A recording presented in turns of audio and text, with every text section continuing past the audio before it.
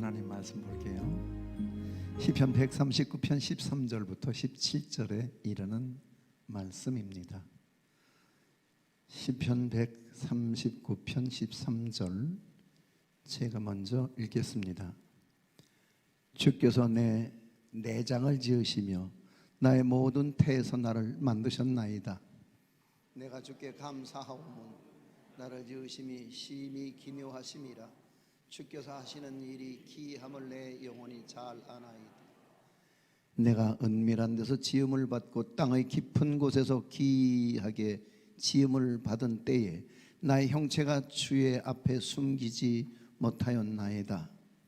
내 형질이 이루어지기 전에 주의 눈이 보셨으며 나를 위하여 정한 날이 하루도 되기 전에 주의 책에 다 기록이 되었나이다. 함께 하나님이여, 주의 생각이 내게 어찌 그리 보배로우신지요, 그 수가 어찌 그리 많은지요. 아멘. 한번 기도할까요? 들어도 깨우침이 없고 보아도 느낌이 없는 우리를 용서하여 주옵소서. 수없이 우리를 향하여 메시지를 주시건만 우리의 가슴에 떨림이 없고 우리의 영혼에 울림이 없어서 오늘도 얄팍한 성경 지식으로 이 자리에 앉아 있습니다. 주여 말씀하옵소서. 그리고 그 말씀이 우리의 영혼 깊은 곳까지, 그래서 영과 혼과 관절과 골수를 찔러 쪼개는 단계까지 오늘 그 말씀으로 받아들이고 오늘 우리의 삶의 또 다른 대변혁이 시작되게 하옵소서. 예수님 이름으로 기도합니다. 아멘. 100곡이 넘는 경배곡을 작곡한 세계적인 찬양 사역자 토미 워커가 쓴 책이 있습니다. 내 이름 아시죠? 라고 하는 책인데요, 그 책 가운데 찰리의 점심 식사라고 하는 내용이 들어있습니다. 찰리는 태어날 때부터 심장에 큰 구멍이 2개나 뚫려 있는 장애를 가지고 났습니다. 의사는 가족들에게 마지막으로 찰리와 작별 인사 나눌 것을 제안했지만 수많은 사람들의 기도로 인해서 생명을 연장한 찰리는 태어난 지 2달 만에 첫 번째 심장 수술을 받고 3살 때에 2번이나 더 수술을 받게 됩니다. 그 후에도 심장 박동을 조절하기 위한 3차례의 수술을 이겨내며 치료한 결과 찰리는 비교적 건강하게 성장하는 듯 했습니다. 그러던 13살 되던 어느 날 강아지를 쫓아가다 넘어지는 바람에 심장 박동에 이상이 생기고 말았습니다. 급히 병원으로 후송이 되었지만 15분 만에 하늘나라로 떠나가고 맙니다. 그때 가족들이 밀려오는 슬픔과 고통으로 숨조차 쉴 수 없었던 그날 그 장례식에서 불렀던 찬양이 바로 나를 지으신 주님이었습니다. 나를 지으신 주님, 내 안에 계셔. 처음부터 내 삶은 그의 손에 있었죠. 내 이름 아시죠? 내 모든 생각도, 내 흐르는 눈물 그가 닦아주셨죠. 그는 내 아버지, 난 그의 소유. 내가 어딜 가든지 날 떠나지 않죠. 내 이름 아시죠? 내 모든 생각도 아바라 부를 때 그가 들으시지요. 이런 내용이에요. 비록 찰리는 13년의 짧은 생을 살다가 하늘나라로 갔지만 하나님은 그를 향한 분명한 계획을 가지고 계셨던 거죠. 당시에는 왜 하나님께서 이런 아픔과 고통을 찰리와 그 가족들에게 안겨주시는지 주변 사람들은 이해하지 못했습니다. 그러나 시간이 지나면서 찰리의 아픔과 고통을 통해서 더 큰 역사를 이뤄가신 하나님의 놀라운 능력을 깨닫게 하십니다. 엄마는 아픈 찰리가 세상에 있는 동안에 매일 구별되어진 점심 식사를 싸주어야만 했습니다. 찰리가 천국 간 후 하나님께서는 엄마가 날마다 자녀에게 싸주어야 했을 점심을 굶주린 어린이들에게 나누어주는 일을 시작하게 하셨습니다. 그리고 그 일은 찰리의 점심 식사라고 하는 긍휼 사역으로 이어져서 매일 12곳에서 약 1,000명의 어린이들에게 점심을 제공하는 큰 사역으로 발전하게 되었던 사실을 보게 됩니다. 하나님은 우리를 창조하신 분명한 목적이 있습니다. 건강하든 연약하든 짧게 살다 세상을 떠나든 길게 살다가 세상을 떠나든 간에 그거는 별 문제가 될 거 없습니다. 나를 지으신 창조주, 그 하나님의 섭리를 깨닫는 것이 중요합니다. 하나님의 한 생명을 세상에 보내실 때는 분명한 목적이 있습니다. 우리 하나님께서 미리 예비하신 선한 일들을 위해서 그리스도 예수 안에서 창조되어진 저와 여러분들은 모두 그분의 선한 피조물일 뿐입니다. 그래서 에베소서 2장 10절에서 바울은 그렇게 선언하고 있습니다. 자, 우리 한번 읽어보도록 하죠. 시작. 우리는 그가 만드신 바라 그리스도 예수 안에서 선한 일을 위하여 지으심을 받은 자니 이 일은 하나님이 전에 예비하사 우리로 그 가운데서 행하게 하려 하심이니라. 여기서 만드신 바라고 하는 말은 헬라어로 포이에마라고 하는 단어입니다. 그건 작품이라는 의미거든요. 작품. 현재 기네스북에 올라 있는 세계 최고 가치의 작품은 레오나르도 다빈치의 모나리자라고 그러죠. 그림의 가치가 현재 추정가로 대략 40조 정도 된다고 하니까 말이에요. 심지어는 17세기에는 여러 화가들이 그린 진품을 복제한 가짜 그림들이 나돌았는데 지금까지 전해지고 있는 문양입니다. 그 가짜 그림들이. 그런데 지난해 가짜임에도 불구하고 온라인 경매가에 가짜 그림이 4억에 올랐습니다. 가짜 그림입니다, 분명히. 그러니까 진품을 흉내만 내도 가치는 상승되더라, 그런 거죠. 자, 오늘 우리가 하나님의 형상대로 지음을 받았습니다. 그렇다면 오늘 우리가 그분을 닮아가려고 애쓰고 그분을 향한 거룩한 몸짓을 힘겹게 해야 될 때마다 우리의 삶은 나날이 오늘 영성도 경건도 믿음도 자꾸만 가치는 더 높게 설정될 줄로 믿습니다. 사람이 만든 최고의 미술 작품도 이 정도의 가치가 있다면 인간은 하나님 만드신 최고의 걸작품 아니겠습니까? 하나님은 사람을 동일한 상품으로 만들지 않으시고 한 사람 한 사람을 작품으로 만드셨습니다. 각기 다른 작품으로 만드셨다면 작품은 비교의 대상이 될 수 없다는 사실을 명심해야 합니다. 다른 사람과 똑같이 살려는 것은 상품의 삶일 겁니다. 하나님께서 창조하신 나는 나답게 사는 것이 걸작품 인생으로 사는 삶일 것입니다. 상품을 비교의 대상으로 삼기 때문에 상품은 얼마든지 골라 살 수도 있고 가성비를 생각해서 따져볼 수도 있겠습니다만, 그러나 하나님의 사람들은 비교 불가. 그러니까 하나님이 들어 사용하실 때도 똑같은 사람을 사용하는 것이 아니라 다양한 사람들을 사용하시며 그 성격의 소유자들을 아름답게 쓰시는 것을 볼 수 있습니다. 예를 들자면 베드로는 대단히 다혈질이었습니다.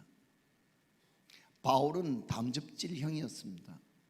예레미야는 우울질형이었죠.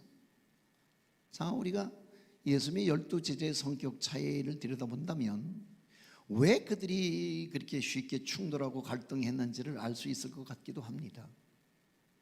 그런데 성경에서 주님은 그런 12제자에게 너는 성격을 조금 고쳤으면 좋겠구나 이렇게 말씀하시지 않으셨어요. 넌 어떻게 그렇게 성급하니 지적질하지 않으셨어요. 그냥 내 모습이대로 나를 빚으신 그 용도대로 하나님은 그대로 우리를 쓰신다는 거죠. 물론 나의 성격이 연합을 깨트리고 하나됨을 저해하고 공동체 사역에 큰 방해가 되는 정도라면 곤란하긴 하겠습니다만, 그렇지만 우리가 사는 세상이 모두 다 황금색으로만 이루어진 세상이라면 세상은 아주 몹쓸 세상, 못살 세상, 지루한 곳이 되지 않겠습니까? 여러분, 작품은 비교의 대상이 아니라니까요.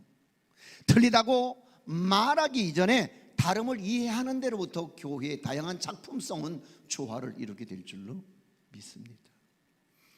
모나리자의 작품이 40조 원을 받을 수 있는 것은 최고의 작가인 다빈치가 남긴 최고의 작품이기 때문에 그러한 것처럼, 자, 우리는 창조의 작품 중에서 최고의 걸작품으로 하나님의 손에 의해서 빚어진 인생들입니다.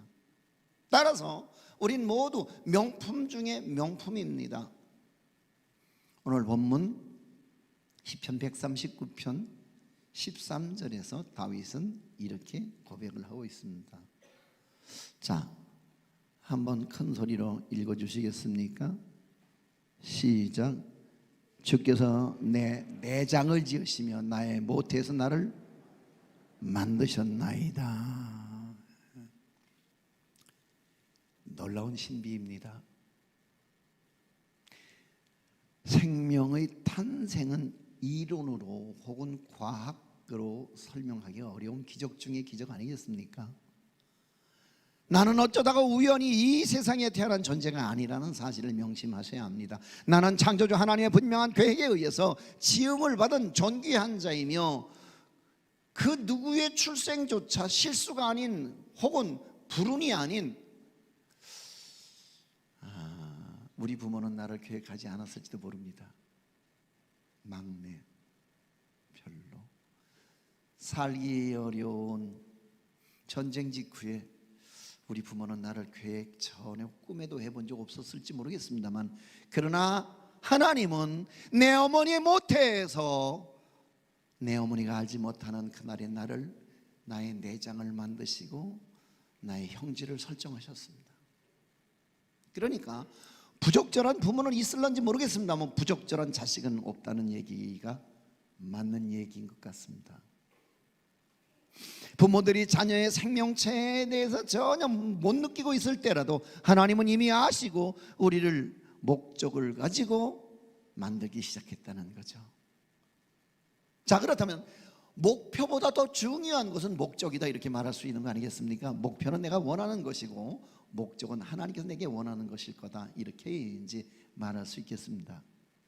많은 사람들의 경우 자신의 목표는 성취는 하는데 반해서 하나님의 목적과는 상관없는 불행한 인생을 살다가 떠나가는 사람들이 우리 주변에 많기도 합니다. 자, 보세요. 어두운 칠흑 같은 바다 위에 긴 항해를 마치고 배 한 척이 항구로 돌아오고 있었습니다. 피곤한 선장은 저 멀리 희미한 불빛을 보고 신호를 보냅니다. 방향을 20도 바꾸시오. 그래서 무전을 타전했습니다. 그런데 답신이 왔습니다. 저쪽에서 당신들이 바꾸시오. 기분이 몹시 상한 큰 군함의 선장은 다시 신호를 보냅니다. 난 이 배의 선장이다. 그래서 상대 쪽에서는 난 2등 항해사다. 선장이 열받았습니다. 다시 신호를 보내기를, 이 배는 전투함이다. 당장 항로를 바꿔라. 만약 바꾸지 않으면 발사한다. 그런데 저쪽에서 그 다음 신호를 보냈는데 그 신호를 받은 선장의 얼굴이 변했습니다. 어떤 신호가 왔을까요? 여기는 등대다.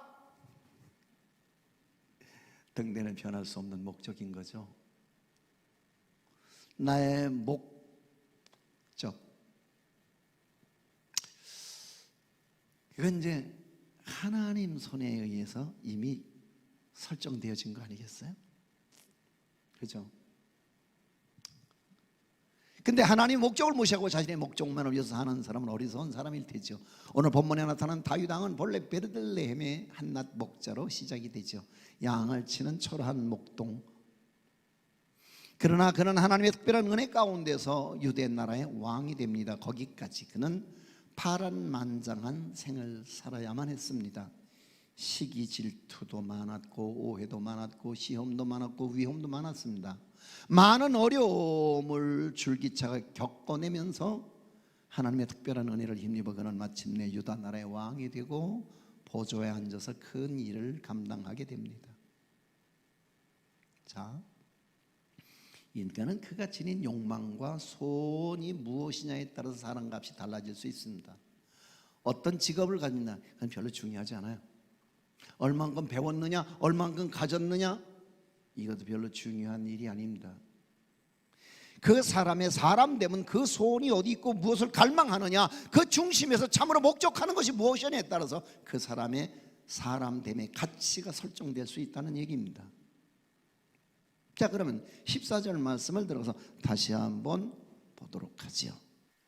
시작. 내가 주께 감사하오며 나를 지으심이 심히 기묘하심이라. 주께서 하시는 일이 기함을 내 영혼이 잘 아나이다.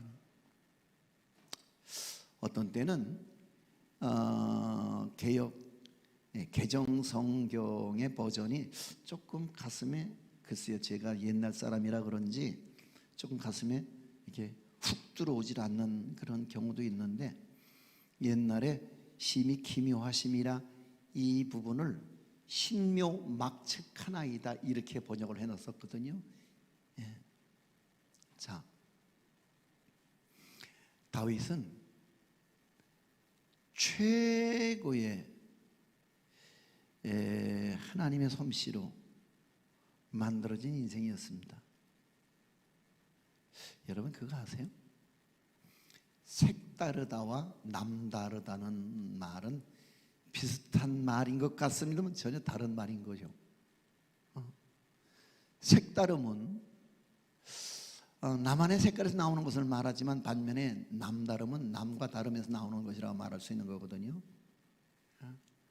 따라서 색달라지려고 노력하는 사람이 어제의 나와 비교하는 것이 당연한 일인 것처럼, 남달라지려고 노력하는 사람은 남하고 비교하는 것이다 이렇게 이제 말할 때에, 그렇다면 하나님의 작품인 저와 여러분은 누구와도 비교할 수 없는, 누구와도 비교해서는 안 되는 색다른 사람이 돼야만 합니다. 그게 작품의 특성입니다. 그렇지 않으면 짝퉁입니다. 그렇지 않으면 작품성은 인정할 수가 없습니다.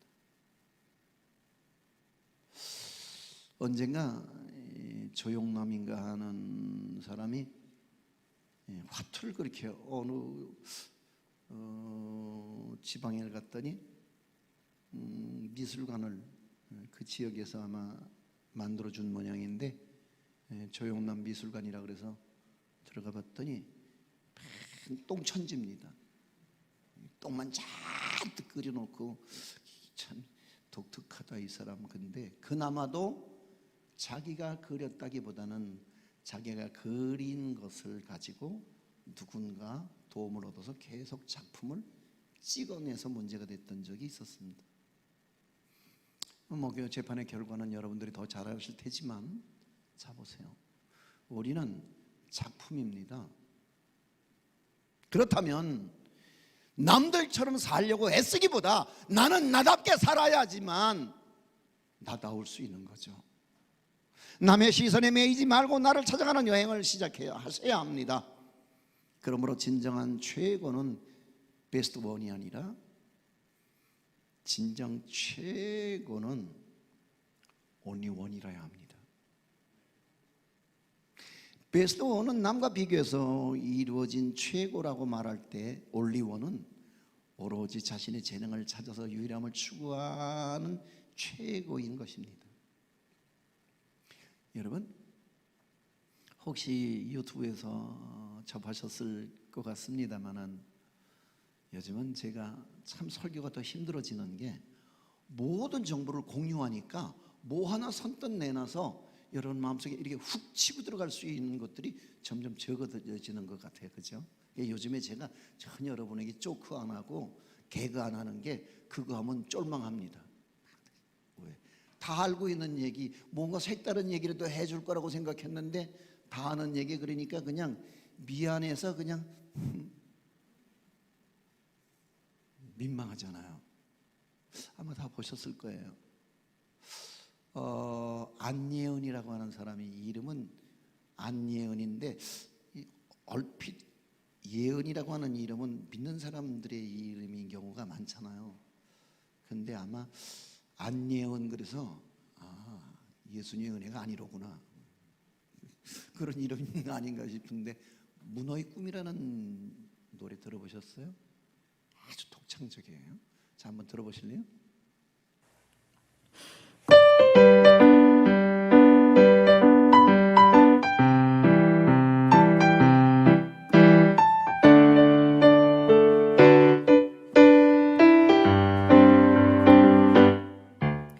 나는 문어 꿈을 꾸는 문어 꿈속에서는 무엇이든지 될 수 있어 나는 문어 잠을 자는 문어 잠에 드는 순간 여행이 시작되는 거야 높은 산에 올라가면 나는 초록색 문어 자, 그만합시다. 장미꽃밭 숨어들면 나는 왜요? 대중성이나 상품성이 별로 없다고 생각한 엔터테인먼트에서 거절했어요. 근데 그래도 독창성이 있고 남들과 차별화되는 개성이 있다. 그래갖고 이제 아직도 꿋꿋하게 살아서 이 사람이 지금 한 30살 됐을 거예요. 근데 무슨 얘기를 하고 싶으냐? 성대모사나 하는 정도라면은 금방 단명할 수밖에 없어요. 근데 개성이 있잖아요. 이걸 어떻게 해석해야 되는 거지? 그러니까 어디 아마 TV에 여러 차례 나왔을 거요. 무슨 경연대회 같은데 그죠? 네. 아주 혹독한 평을 받기도 했어요. 근데 꿋꿋이 살았어요. 끝까지 갔어요. 근데 제가 생각하는 것도 그렇죠. 그래, 남 안 가진 그 성대를 가지고서 남 못 부르는 창법으로 부르니까 그래도 살아남더라. 응? 자, 여러분, 남을 이기는 사람은 1등이 될 수 있어요. 근데 나를 이기는 사람은 인류가 될 수 있어요. 하나님 우리를 1등으로 부르지 않고 인류로 부르셨어요. 그게 작품성이에요. 아멘. 자, 그렇다면 오늘 우리가 그리스도인으로서 하나님의 자녀들이기 때문에 우리가 남다르기보다는 색다르기를 하나님은 원하고 오늘 우리를 작품으로 만드셨다는 거죠. 왜냐하면 하나님께서는 각 사람에게 개성에 따르는 목적을 주셨기 때문이거든요. 그래서 나는 내 나름대로의 그 하나님 목적성 때문에 오늘 여기에 서 있어야만 합니다. 여러분은 여러분대로 하나님께서 여러분의 개성에 맞는 작품으로서의 하나님의 목적을 부여하셨기 때문에 여러분들은 각기 여러분의 일터나 여러분의 인생에서 여러분은 진가를 발휘할 수 있게 된 것입니다. 그렇다면 내가 나답게 사는 길은 나를 향한 하나님의 뜻대로 사는 일일 것입니다. 그래서 시편 139편 1절부터 4절 말씀을 우리가 다시 한번 한 목소리로 읽어보자면 그렇습니다. 자, 시작. 여호와여, 주께서 나를 살펴보셨으므로 나를 아시나이다. 주께서 내가 앉고 일어섬을 아시고 멀리서도 나의 생각을 밝게 하시오며 나의 모든 길과 내가 눕는 것을 살펴보셨으므로 나의 모든 행위를 익히 아시오니 여호와여, 내 혀의 말을 알지 못하시는 것이 하나도 없으시니이다. 사회학자들은 말합니다.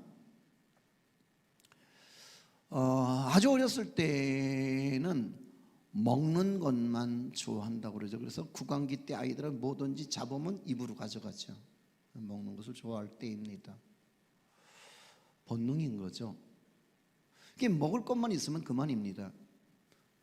근데 조금 더 크면 이제 놀이를 즐깁니다. 그래서 놀잇감, 장난감을 좋아하는 시기를 거치기도 하지요. 그 다음에는 이제 친구를 누군가 어울리는 사회성을 이제 친구를 좋아하면서 배우게 됩니다. 그 다음에는 이성에 대해서 눈을 뜨죠. 이성에 대해서. 저희 손주가 올해 초등학교 들어갔는데 좋아하는 사람이 생겼다고, 사랑하는 사람이 생겼다고 그래가지고 깜짝 놀랐습니다. 이성을 좋아하는 단계를 거쳐서 그 다음에 뭔가 자기 일을 찾아서 일을 즐기는 나이가 됩니다. 그리고 그 다음에 단계가 이제 성취감을 즐기는 나이가 되는 겁니다. 뭔가를 이루었다. 그리고 이제 그 단계를 넘어서면서부터 인간은 명예를 추구하게 되죠.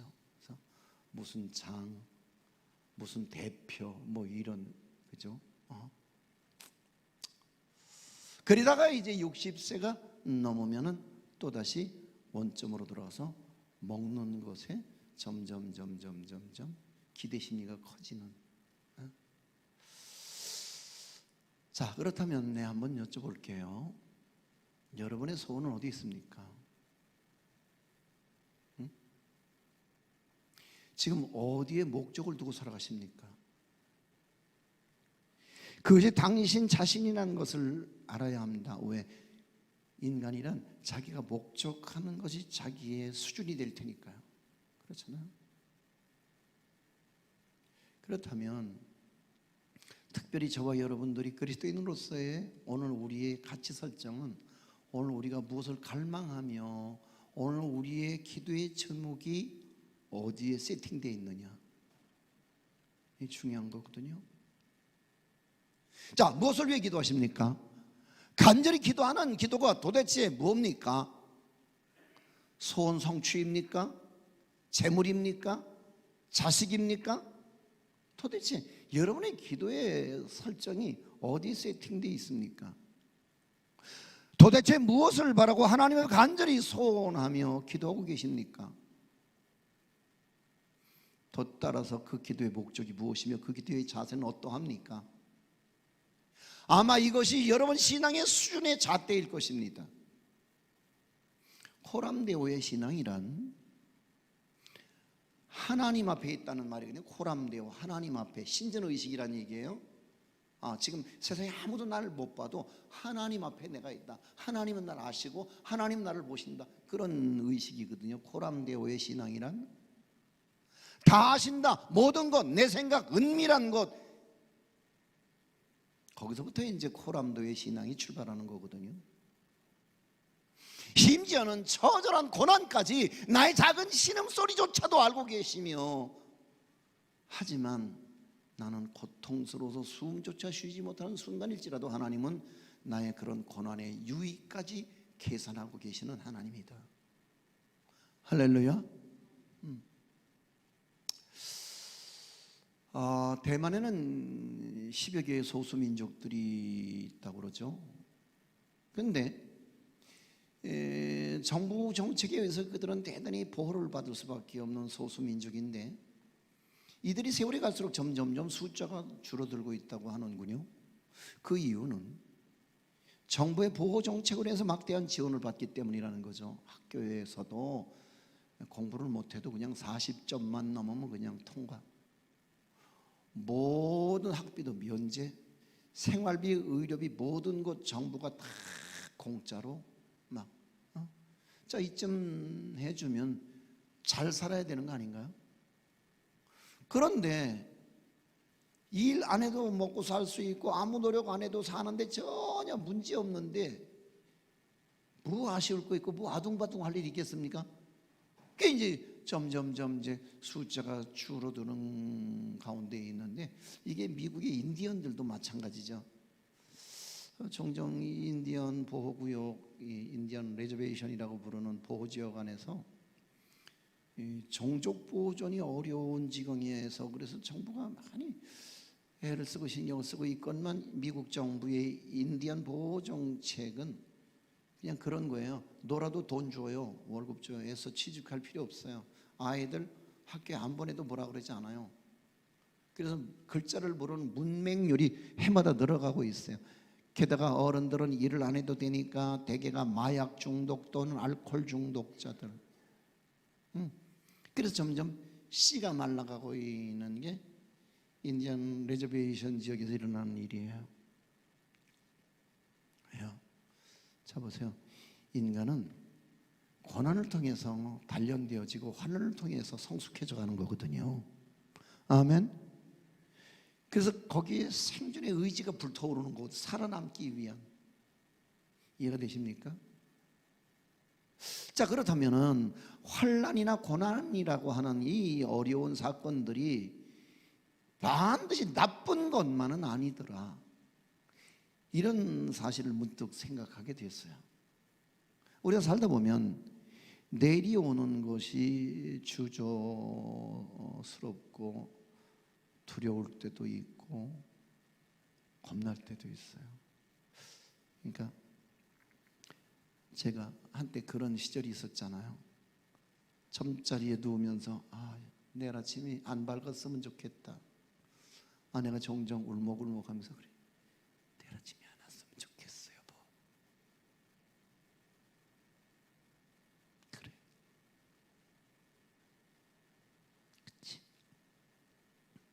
두려운 거예요. 내일이 주저가 되는 거예요. 아침에 일어나면 오늘 또 하루 어떻게 버티나?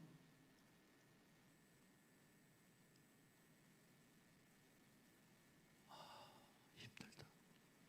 근데 이거 피참 말하기 참 어려운 거거든요. 표정 관리 잘해야지요. 왜냐하면 내 아침에 표정 관리 한 번 잘못해서 온 교인들이, 온 가정이 그냥 막 휘청대고 하루 종일 우울하고 뭐 이러면 안 되니까 그거 막 관리하느라고 애를 쓰고 아닌 척, 그저 막 담대한 척, 막 깡다고 센 척 막 이래 보지만 정말 나 확 죽어버렸으면 좋겠다.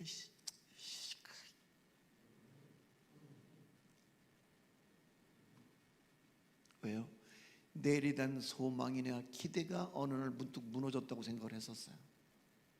근데 나는 무너졌는데 하나님은 안 무너지시더라고요. 아멘. 그래서 다윗은 그 고난을 통해서 성숙한 신앙 수준에까지 이제 레벨을 높여 나가는 거예요. 그러면서 하나님이여 나를 살피사 내 마음을 아시며 나를 시험하사 내 뜻을 아옵소서. 내게 무슨 악한 행위가 있나 보시고 나를 영원한 길로 인도하소서. 이렇게 기도하고 있어요. 천지를 창조하신 하나님이 나를 지으시고 내 모든 것을 다 알고 계십니다. 하나님이 우리의 모든 생각도 아시고 나의 모든 가는 길도 아십니다. 나의 모든 삶의 행위를 아시고 내 입술의 말까지도 다 알고 계십니다. 왜 알고 계실까요? 우리를 간섭하시기 위해서요? 아닙니다. 당신의 형상대로 창조하시고 당신의 아들을 십자가에 죽기까지 우리를 사랑하신 그 하나님의 구원하신 사랑의 열심 때문에 하나님은 나의 형질이 내 모태에서 설정되기 이전부터 나를 주목하고 계셨고 나를 알고 계셨고 내 이름을 기억하고 계셨더라는 거죠. 그리고 나를 위한 목적을 두고 모든 것을 주의 책에 기록했다고 다윗은 고백하고 있어요. 그 주의 책에 우리의 이름을 기록하신 그 목적이 뭔 줄 아세요? 그 목적의 궁극이 영원에 있다는 거예요. 영원 말이에요. 기억하세요. 언젠가 이게 흙이 돼서 한 줌의 흙으로 모두 소멸된 것 같아지는 그날, 제가 그런 기억이 있어요. 언젠가 이 유골을 분쇄해서 그걸 들고 나섰는데 이걸 어디다가 좀 제대로 좀 잘 갖다가 이렇게 묻었으면 좋겠는데 뿌려달라는데 뿌려달라고.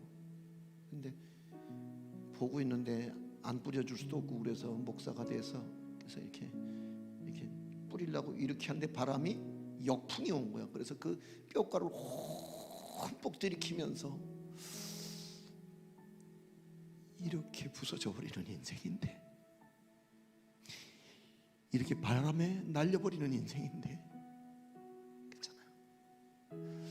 참 살아볼 것 없는 인생을 아둥바둥 살다가 어느 날 한 줌의 먼지가 되고 티끌이 돼서 바람조차도 견디지 못하는, 그래서 바람에 날려버리는 먼지 같은 삶으로 마감되는 건데, 이것으로 우리의 인생이 끝이라면 너무 억울한 건데, 이렇게 파란만장 우여곡절 인생을 이렇게 소설처럼 살다가 죽기는 너무 슬픈데, 근데 다윗이 깨달은 건 그거예요. 우리를 지으신 목적의 근국은 영혼에 있는 거다.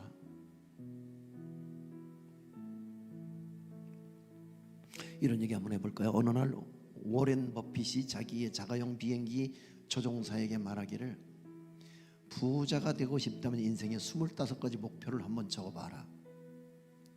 그리고 그 중에서 5가지를 다시 선정해라.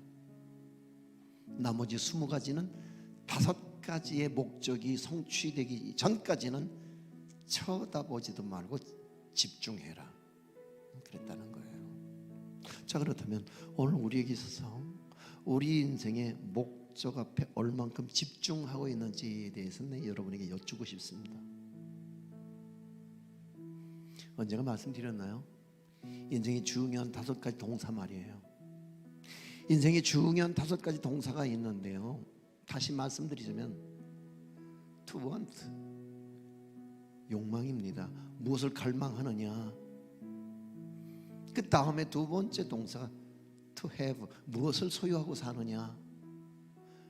그 다음이 to run, 무엇을 위해 달려가고 있는 거지? 무엇 때문에 그렇게 분주한 건데? 그리고 조금 더 차원을 높여서 to love, 무엇을 얼마나 사랑하고 살았는지, 얼마나 사랑을 알고 얼마나 사랑을 베풀었는지.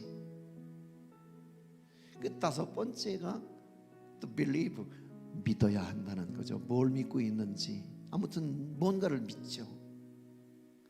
자식을 믿던, 돈을 믿던, 아무튼 건강을 믿던, 그 권력을 믿던 간에 뭘 믿습니다. 근데 다 부질없는 거 아닐까요? 돌이켜보니 부질없는 세상에서 믿을 것이 하나도 없더라. 응? 그런 거 아니겠어요? 사람도 소유도 욕망도 믿을 게 못 되더라. 오죽하면 사람들이 개를 키우겠어요? 개 손 많이 가고 돈 많이 들죠. 그런데 그걸 키울 수밖에 없는 거는 이것만큼은 배반을 안 하더라. 이것만큼은 내가 몇 시간 몇 달을 있다가 나타나도 여전히 궁뎅이가 돌아가도록 꼬리를 흔들고 와서 그렇게 앞발로 기어도 모르면 나를 반기고 나를 위해서 그렇게 재롱을 떨어주더라. 사람에게 실증난 사람들이, 세상에서 실증난 사람들이 선택한 반려동물이 개일 수도 있고 고양이일 수도 있다는 사실 앞에서 충분히 이해가 됩니다. 여러분, 그런데 오늘 우리에게 있어서 정말 중요한 목적성이 어디 있느냐? 여러분, 궁극으로 영혼을 소망하는 인생이라면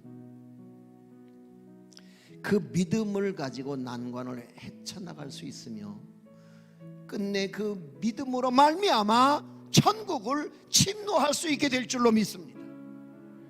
할렐루야. 지금까지 어떻게 살아왔는가, 앞으로 어떻게 살아갈 것인가, 여러분도 여러분답게 살아갈 수 있기를 오늘 주의 이름으로 권면합니다.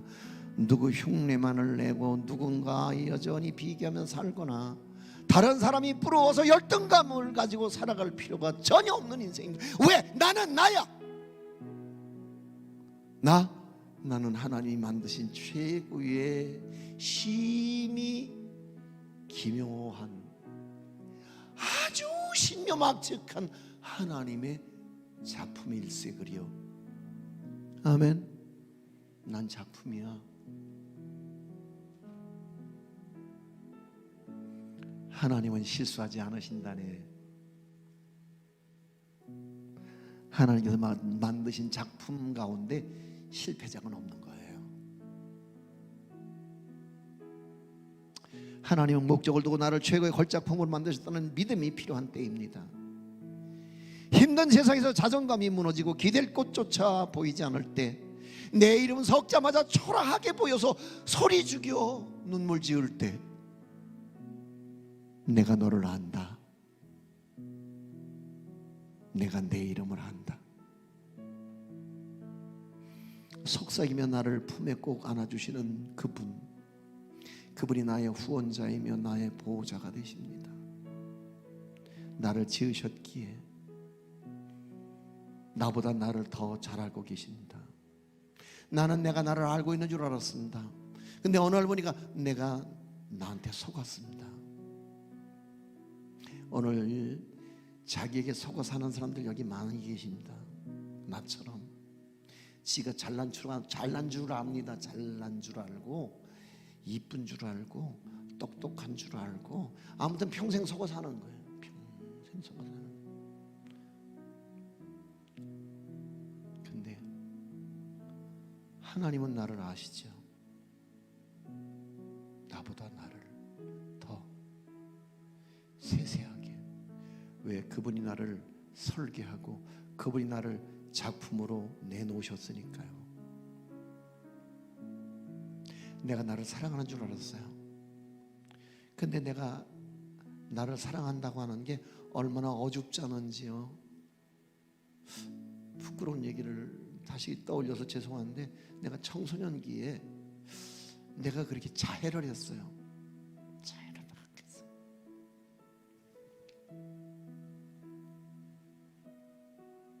내가 나를 사랑해야 되는데 내가 출생이 너무 불쌍해서, 오늘 내 주어진 삶이 너무 소망이 없어서 확 죽어버려라 씨. 그 젊은 날에 동맥도 끊어보고 젊은 날에 온몸에 칼집을 내보기도 했습니다.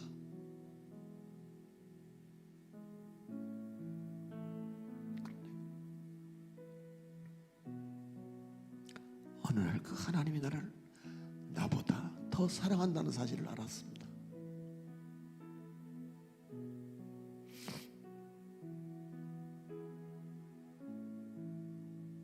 나를 지으셨기 때문에, 나를 나보다 더 잘 알고 계시며, 나를 작품으로 만드셨기에 나보다 나를 더 사랑하시는 주님. 내 이름이 초라하고 남루해서 누구에게도 이름을 밝히고 싶지 않았던 그날, 내가 그냥 저 변방의 무명의 한 엑스트라처럼 살다가 내 인생을 마감하고 싶었던 그날, 하나님은 놀라운 마스터 플랜을 가지고 내게 찾아오셨습니다. 그리고 오늘 하나님은 나를 부추기고 이끌어서 오늘 나를 여기 세우셨습니다. 이제 눈을 들어 그분을 바라보십시오. 그리고 그분께 내 이름을 불러달라고 청해 보십시오. 그분이 나를 아십니다. 그분이 내 이름을 오늘도 부르고 계십니다. 우리 함께 찬양할까요? 나를 지으신 주님 내 안에 계셔.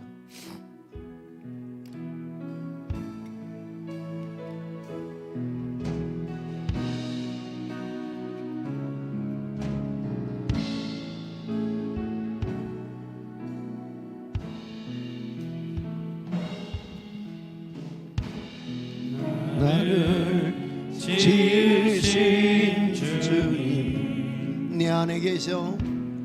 내 안에 계셔. 처음부터 내 삶은 그의 손에 있었죠. 그의 손에 있었죠. 할렐루야. 내 이름 아시죠? 내 이름 아시죠. 내 모든 생각도 내 모든 생각도 내 흐르는 눈물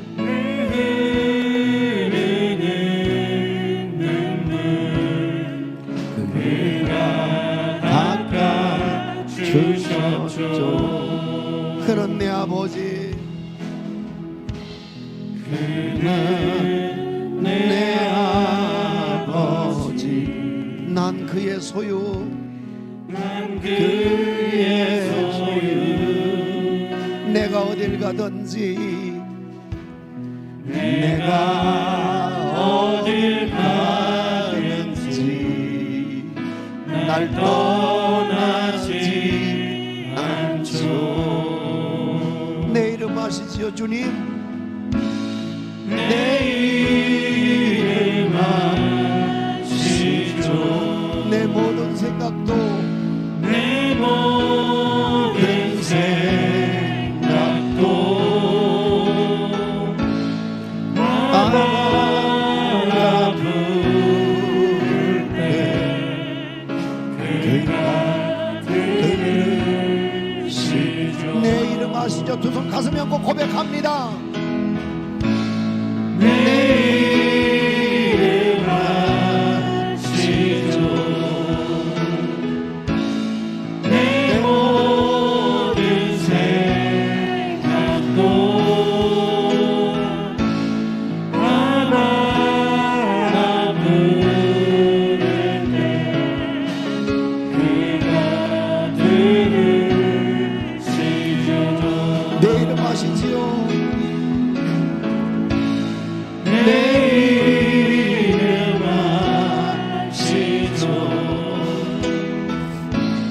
내 모든 생각도 아버가 부를 때 그가 들으시죠.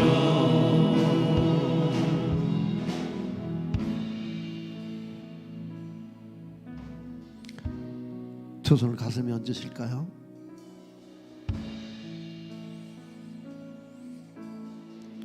여러분을 지으신 하나님의 목적이 어디 있다고 생각하십니까?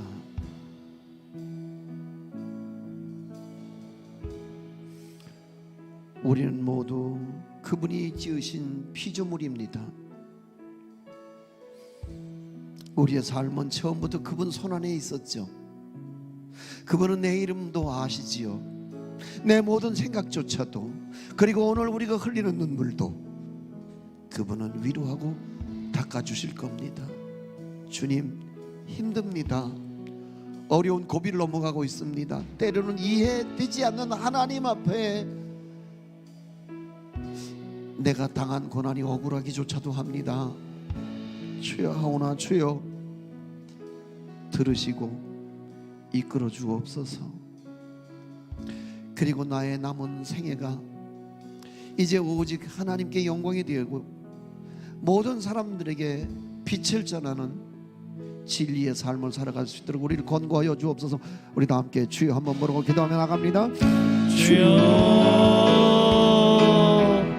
아버지 하나님, 하나님께서 지으신, 하나님께서 이끄시고 만드신 아버지 하나님 귀한 백성으로서 아버지 땅 가운데 하나님의 창조의 목적과 하나님 인도신과 이끄심을 믿으며 주를 신뢰하며 걸어 나아갈 수 있도록 붙들어 주셔서 주께서 채우실 거룩한 능력과 영광을 믿음으로 신뢰하고 붙들며 의지하며 나아가나오니 아버지 오늘도 우리를 채우사 풍성케 하시며 주의 은혜로 충만하게 하시고 하나님, 주의 거룩한 역사의 능력을 따라 믿음으로 나아갈 수 있도록 아버지 하나님 채우시고 인도하여 주시옵소서. 하나님의 자비, 아버지 하나님 붙들어 주시고 주하나사 주의 놀라운 능력을 영광을 따라 믿음으로 나아가게 하시고 주님만의 믿음으로 온전히 신뢰 의지 아버지 하나님 순종하며 살아갈 수 있도록 채워주셔서 아버지 하나님 주를 의지하는 것 능력, 주를 따라 순종하며 살아가는 것 힘, 아버지 주의 거룩한 말씀을 따라 살아가는 거룩한 역사 영광이 우리의 삶을 가득 채워져 나아갈 수 있도록 아버지 하나님 붙들어 주시고 인도하여 주시옵소서. 아버지 하나님 붙들어 주시고 채우시며 충만케 하사 주의 놀라운 역사의 은혜 영광을 따라 믿어되게 하시고 주의만 믿음으로 붙들며 주님을 의지하며 주의 놀라운 역사의 은혜 영광을 따라 믿어되게 나갈 수 있도록 아버지 하나님 채우시고 인도하여 주시옵고 아버지 그 인도하여 주시고 채워주시고 내 이름 이름하시죠. 내 모든 생각도 내 모든 생각도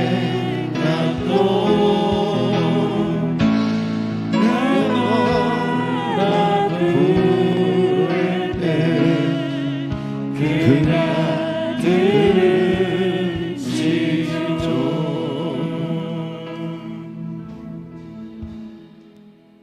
하나님, 고난 중에 오셔서 이 역경 중에 인생 다 지나기까지 우리와 동행하여 주옵소서. 내 이름 하시지요.